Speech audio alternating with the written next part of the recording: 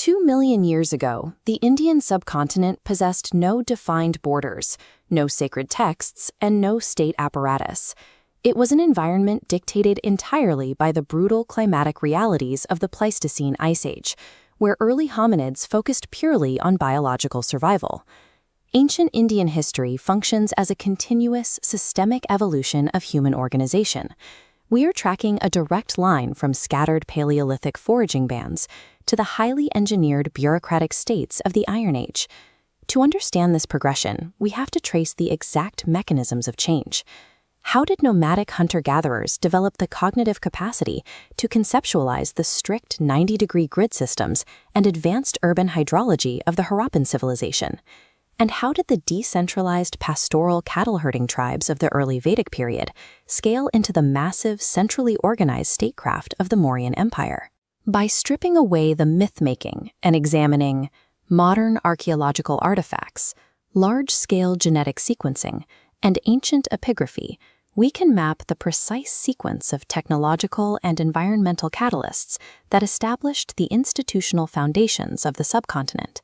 The timeline begins in the Paleolithic Age, stretching from 2.6 million to 10,000 BCE. This was the era of the first cognitive revolution. Species like Homo erectus and Homo sapiens learned to harness fire and began documenting their reality. The Bhimbetka rock shelters in central India display complex clusters of animal and human figures, proving early cognitive mapping and societal communication. Around 10,000 BCE, the global climate shifted. The freezing temperatures of the Pleistocene epoch gave way to the warmer Holocene. As the ice melted, dense forests, lakes, and river systems expanded across the subcontinent, forcing human populations to adapt their survival strategies to a rapidly changing ecology. This environmental pressure catalyzed the Mesolithic Age. Humans engineered a specific technological response: microliths. Microliths are tiny, sharply flaked stone tools that could be attached to spears or arrows. This allowed for highly targeted hunting of smaller, faster prey and facilitated the earliest stages of animal domestication, starting with dogs for security and tracking. The crucial tipping point occurred during the Neolithic period. Humans stopped merely reacting to the natural world and began actively manipulating it. By 7000 BCE, at sites like Mehrgarh in present-day Balochistan, communities transitioned to cultivating wheat and barley and domesticating sheep and cattle in permanent mud brick settlements. Cultivating crops predictably generated an agricultural surplus. Once a society produces more calories than it immediately consumes, a portion of the population is freed from daily foraging. That excess caloric energy is the absolute prerequisite for the division of labor, complex trade networks, and the urbanization that followed. By 2600 BCE, that agricultural base supported the Indus Valley Civilization. While contemporary societies in Egypt and Mesopotamia were constructing their cities largely with sun-dried mud, the settlements scattered across the western Indian subcontinent utilized advanced kiln-baked bricks. Their urban planning reveals a highly organized engineering culture. Cities like Mohenjo-Daro and Harappa were built on a strict geometric grid system, where main streets intersected precisely at 90-degree angles. They integrated sophisticated covered drainage systems into nearly every home, standardizing construction across hundreds of miles of territory. Yet excavations reveal a glaring structural anomaly.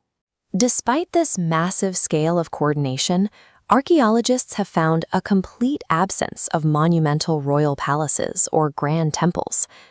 This complete lack of centralized authoritarian architecture raises a difficult question regarding how a society this expansive maintained order. The leading archaeological consensus points to a decentralized power structure, likely managed by an oligarchy of merchant guilds.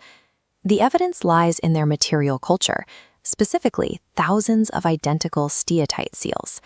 These carved stone markers, featuring uniform animal motifs and an undeciphered script, functioned as standardized tools for tracking goods and ensuring absolute consistency across vast trade networks. Around 1900 BCE, the urban centers of the Indus Valley began to decline. For decades, colonial-era historians promoted the Aryan invasion theory, arguing that a violent influx of horse-riding nomads from Central Asia decimated these cities. Modern geological and archaeological data tells a different story. The decline was driven by a gradual ecological collapse. Tectonic shifts altered the course of major river systems, while shifting monsoon patterns caused severe droughts. The Indus Valley Civilization did not meet a violent end. Its citizens slowly migrated eastward and southward, assimilating their agricultural and technological knowledge into new regions. This period of migration overlaps with the highly contested origins of the Vedic age and the people described in texts as Aryans. The term originally denoted a cultural or linguistic group characterized by noble conduct, rather than a distinct biological race. There is undeniable linguistic overlap between ancient Sanskrit, Persian, and European languages. This connection is further supported by the Bagaskoy inscription, found in modern-day Turkey. Dated to 1400 BCE, this treaty between Hittite and Mitanni kings explicitly invokes Vedic deities like Indra and Varuna as witnesses, proving extensive cultural contact across Western Asia. However, linguistic exchange does not equal military conquest. Recent genetic sequencing of over 13,000 DNA samples from across the subcontinent shows a profound biological continuity. The data lacks the genetic markers of a sudden, violent mass replacement. Instead, it indicates a slow, steady intermingling of pastoral migrants with indigenous populations over millennia. The political structure of the early Vedic period reflects this mobile, pastoral lifestyle. Power was localized within tribes, or janas. The leader, the Rajan, was primarily a protector of cattle and territory, and his authority was strictly limited by democratic tribal assemblies known as the Sabha and the Samiti. The dynamic shifted entirely with the widespread adoption of iron technology during the later Vedic period.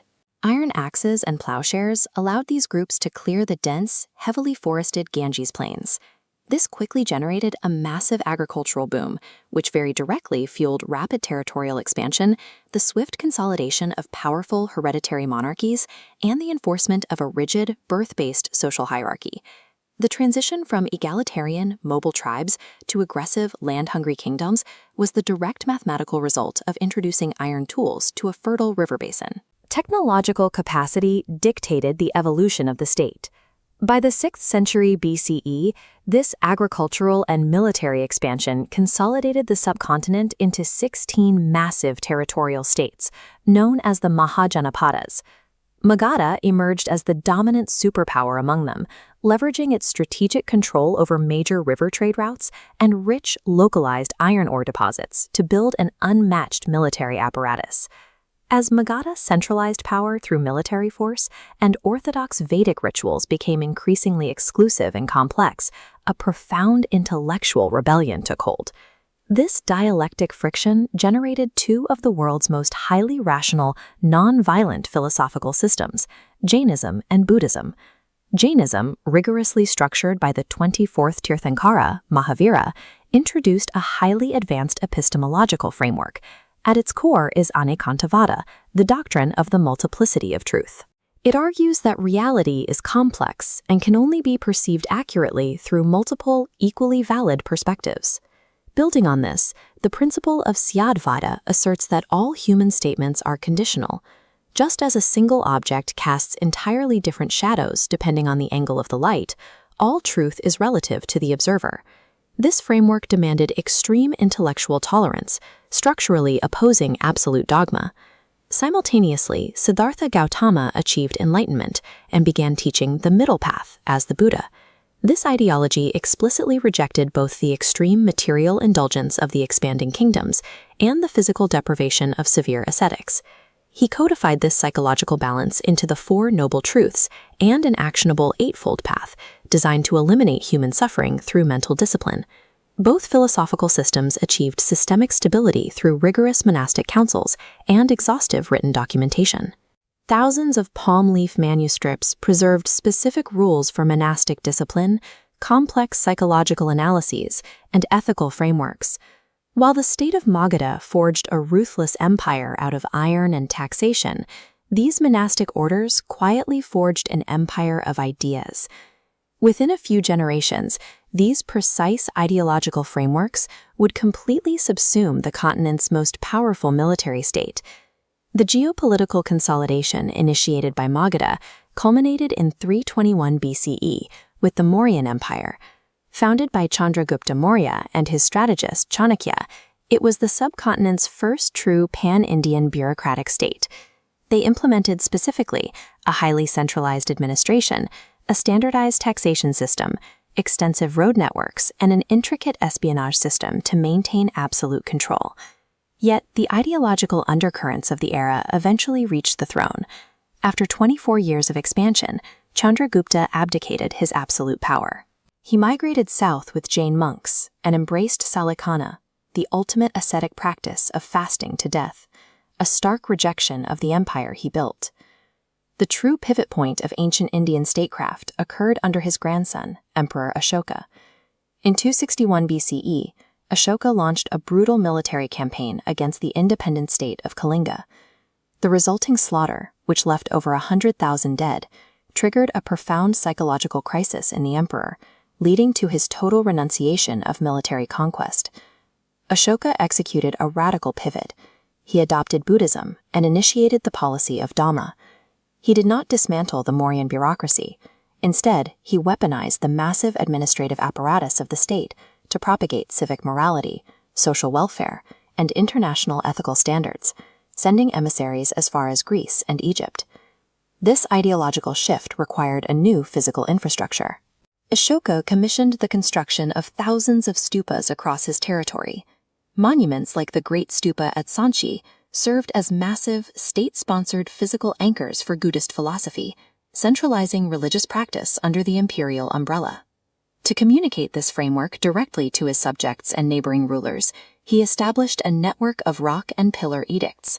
Carved in accessible regional languages and scripts like Brahmi, these public inscriptions detailed laws regarding animal welfare, religious tolerance, and civil justice. Atop many of these pillars sat intricately carved capitals, like the four lions of Sarnath. Originally a universal symbol of predatory imperial dominance, Ashoka repurposed this iconography to represent the powerful outward projection of peace and moral law to the four corners of the known world. The Mauryan state unified the subcontinent by integrating a sophisticated military apparatus with the deliberate, state-sponsored application of a codified moral philosophy. They achieved a logistical and structural scale that defined the limits of ancient governance. When the Mauryan central authority finally collapsed in 185 BCE, the ensuing period is often mischaracterized as a dark age of political fragmentation. In reality, the shattering of imperial borders simply opened the subcontinent's economic and cultural floodgates to the wider world. Successive waves of foreign powers, the Indo-Greeks, Shakas, Parthians, and Kushans, breached the northwestern frontiers. Rather than overriding the local culture, these nomadic warriors and Hellenistic kings were systematically absorbed into the existing Indian social and religious fabric. This influx triggered a massive economic boom, peaking during the Kushan Empire.